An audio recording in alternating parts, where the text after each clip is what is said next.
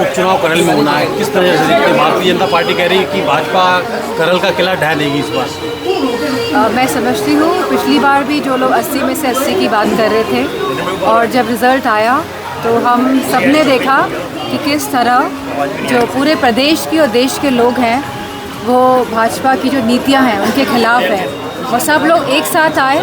और मैं समझती नतीजे हमारे सामने थे। और इस बार जो असेंबली के जो 10 उपचुनाव फिर से होने जा रहे हैं इसमें भी हम देखेंगे कि बहुत ही अच्छे नतीजे आएंगे। मैडम, राष्ट्रीय अध्यक्ष अखिलेश यादव ने जानकारी दी है इस बार उपचुनाव में जो होने वाला उपचुनाव है उसमें यादव और मुस्लिम जितने भी अफसर हैं उसकी ग्राउंड पोस्टिंग नहीं होगी,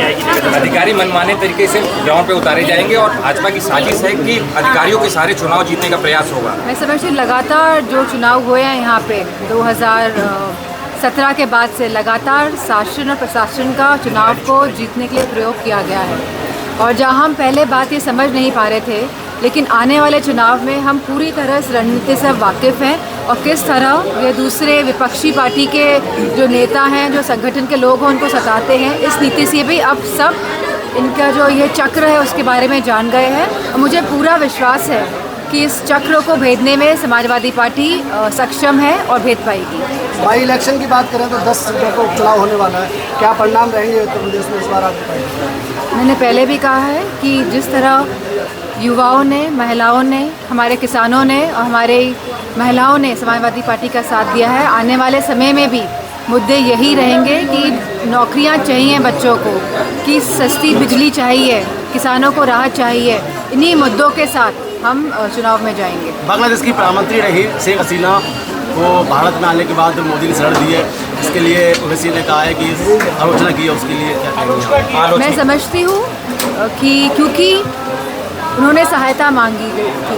और वो हमारे देश के साथ लगातार बांग्लादेश के अच्छे संबंध रहे हैं और जब सहायता मांगी गई है तो सरकार ने सहायता दी है और मैं समझती हूँ पूरा देश इस फैसले में जो लिया गया है मैं समझती हूँ साथ है, सरकार के साथ है। सरकार कह रही है अतीक अहमद के लड़के के एनकाउंटर के बाद सपा सांसद रुचि वीरा ने एक ट्वीट करके आपत्ति जताई है कि जिन पुलिसकर्मी उसमें शामिल थे उनको सम्मानित किया गया है, ये डेमोक्रेसी के लिए बहुत खतरनाक है। मैं समझती हूँ जो मौजूदा सरकार है लगातार चाहे बुलडोज़र हो तो ये संदेश दे रही है कि जो हम भय की राजनीति का प्रयोग कर रहे हैं लेकिन अब लोग जागरूक हैं और जो ये संदेश देने का काम कर रहे हैं। हमने देखा मैनपुरी में भी किस तरह बुलडोज़र लाके ये संदेश दिया गया था भय की राजनीति का और मैं सभी मैनपुरी के सभी जनों को धन्यवाद देना चाहूँगी क्योंकि आप सबकी वजह से ही आज समाजवादी पार्टी और मैं आप सबके बीच में मजबूती के साथ खड़ी हूँ। तो आप सबका बहुत बहुत धन्यवाद और आभार भी कहना चाहूँगी आप चैनलों के माध्यम से। सरकार सवाल उठा रही है कन्नौज में रेप पीड़िता के लिए समाजवादी पार्टी कोई उसके हक की लड़ाई नहीं लड़ रही। मैं समझती हूँ सभी महिलाओं की हक की लड़ाई के लिए समाजवादी पार्टी हमेशा साथ देगी और क्योंकि अब यह केस पुलिस के हाथों में है और दोनों ही भाजपा जो है एक ऐसी पार्टी है जो संवेदनहीन पार्टी है, इनको महिलाओं के मुद्दे से कोई मतलब नहीं है लेकिन ये चाहते हैं कि जब इस तरह के महिलाओं के मुद्दे आए तो उसका राजनीतिकरण कैसे हो और उसका लाभ कैसे उठाया जाए। इस रणनीति के तहत और इस मानसिकता के तहत भाजपा सदैव काम करती आई है लेकिन जो मूलभूत जो सुविधाएं हैं, जो महिलाओं के जो इश्यूज़ हैं उस पर कभी पार्टी ने बात नहीं करी भाजपा ने। तो मैं समझती हूँ इसी के तहत समाजवादी पार्टी हमेशा महिलाओं के साथ खड़ी दिखाई दी है और आने वाले समय भी खड़ी दिखाई देगी। मैडम, कोलकाता में महिला डॉक्टर की इस तरीके से हत्या दुष्कर्म के बाद अभी तक वहाँ पर आरोपियों पर कार्रवाई नहीं है, क्या कहेंगे इसको लेकर? राहुल गांधी ने उसमें फांसी की मांग की। मैं समझती हूँ यह कानून का मसला है, फांसी की मांग करिए तो ये तो जज और कोर्ट डिसाइड करेगा क्या सज़ा दी जाती है लेकिन क्योंकि अपराध इतना बड़ा है तो हम सभी चाहेंगे कठोर से कठोर इसमें कार्रवाई हो और सज़ा मिले। मैडम, आखिरी सवाल, कन्नौज में नवाब सिंह यादव का जो मामला चल रहा है उसमें बीजेपी के नेताओं का कहना है कि आपके प्रतिनिधि हो रहे हैं काफ़ी लंबे समय। मैं समझती हूँ 2019 में मैं चुनाव हार गई थी और जो जिनकी बात आप कर रहे हैं समाजवादी पार्टी का काफ़ी सालों से